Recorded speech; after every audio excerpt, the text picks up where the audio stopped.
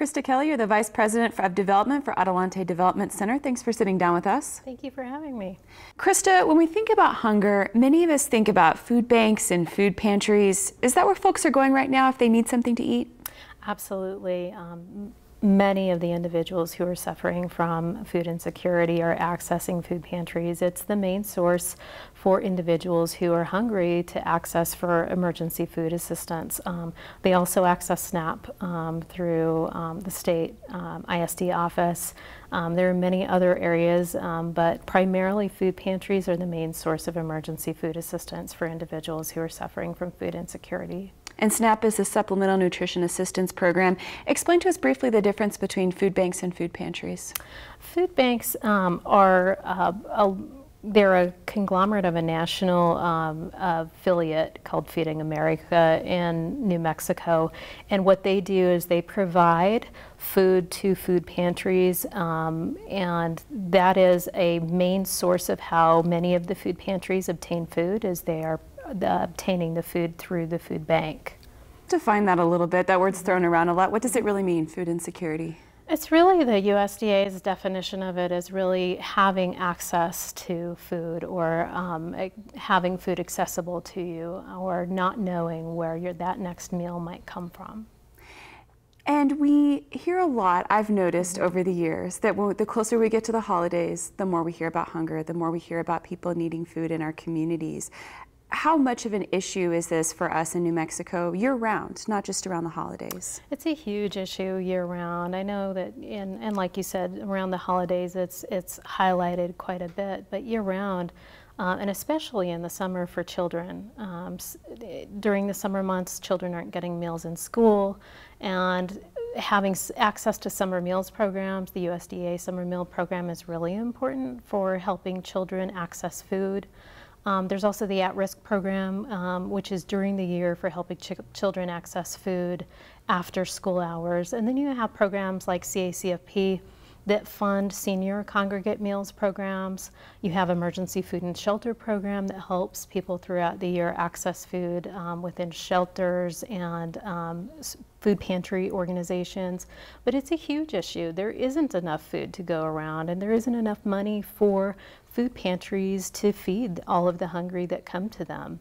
The storehouse alone sees 75,000 individuals annually, and that's a lot of people to be serving. That's one of the largest food pantries in our state, and you know, about 21% of those are children. Are there some ways that people in the community maybe who encounter individuals or children or families could recognize that that family might be struggling with hunger and maybe isn't saying something, or maybe doesn't know what resources are out there? What are some signs that people are hungry? Obesity is one of the #1 indicators of food insecurity, and the reason being is that people who don't have enough money coming in to allocate to food purchase, the majority of them are buying what's available and what's cheap, and the majority of the time that's processed, unhealthy foods with a lot of sugar and fat in them. So that's one of the indicators. Another indicator is if someone suffers from diabetes. Diabetes is another indicator that someone is food insecure. They're not eating meals regularly. They're not eating healthy meals. And again, most of the food they're eating is loaded with sugar. What are some other myths or misconceptions about hunger in our state right now? I think there's a lot of misconceptions about hunger. We've had a number of individuals that have stated there is no hunger in this state. And there is. I mean, it's very prevalent. We have areas of our state, such as the Colonias areas in the southern part of our state, that don't even have running water or electricity. And to look at someone coming home at night to no electricity, no ability to cook a meal, no ability to store food, that's a huge issue. We have areas in our tribal areas that have no running water, no electricity, no access to communications, and that's a big issue. Transportation's another big issue with being able to access food. So we've got a number of issues that really need to be addressed with respect to people understanding what the extent of our hunger and food insecurities are in the state. Also, health. We have the Affordable Care Act. There's a lot of ways that the federal government, the state government is looking at trying to make individuals and communities healthier. What's the role in food in that? How important should it be in the conversation about improving our overall health?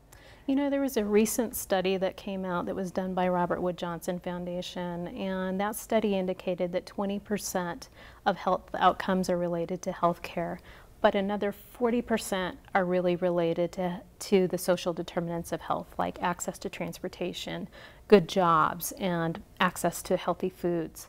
So there is a much stronger focus now on the part of healthcare organizations. I think you're going to see a big change in healthcare in our state and more of a focus on things like hunger and transportation.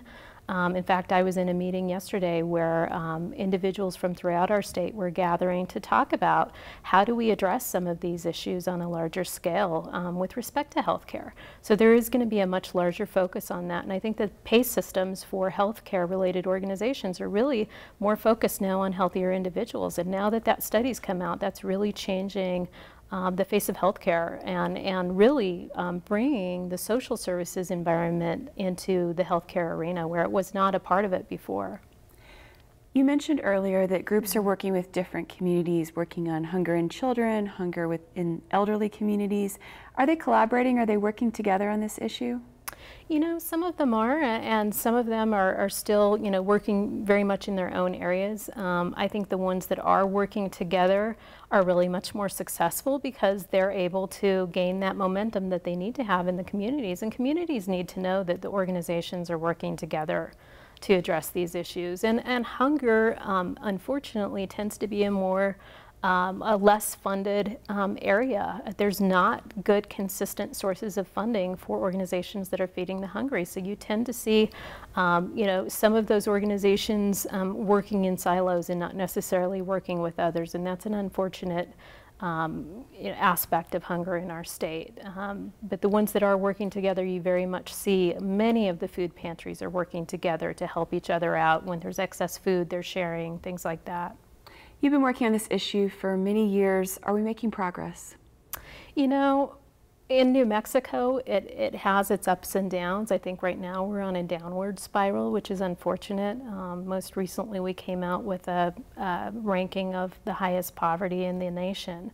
I think there are ways that we can address that. We need to really focus on economic development in our state to really address it on a much larger long-term scale. In the short term, I think addressing it needs to be, you know, supporting pantries and supporting federal assistance programs. Are there some ways that individuals who care about this issue, who are concerned about it, can do more than just donate to a pantry? Yeah, they can definitely do more. I think there's a number of programs throughout the state that do food recovery efforts. That's one of the most efficient and effective ways to address hunger. So looking at food recovery, looking at volunteering in those organizations, how can you get more involved? Maybe not in the way of giving if you don't have the money to give, but if you have resources, you know, relationships with institutions that may be able to help. Those are other ways that you can give. What's food recovery? Food recovery is anytime there's a source of food that is available, whether it be prepared food or whether it be agricultural production, it's basically rescuing that food and delivering it to a nonprofit or organization that feeds the hungry is considered food recovery. That's a trend around the country right now. It is, yeah. Adelante operates one of the largest food recovery programs in the state, Desert Harvest Food Recovery Program, and that recovers about 1.7 million meals per year at a cost of about 3 cents per meal. So it's also considered one of the most efficient ways to address hunger. Excellent. Thank you so much for sitting down with us today. Thank you.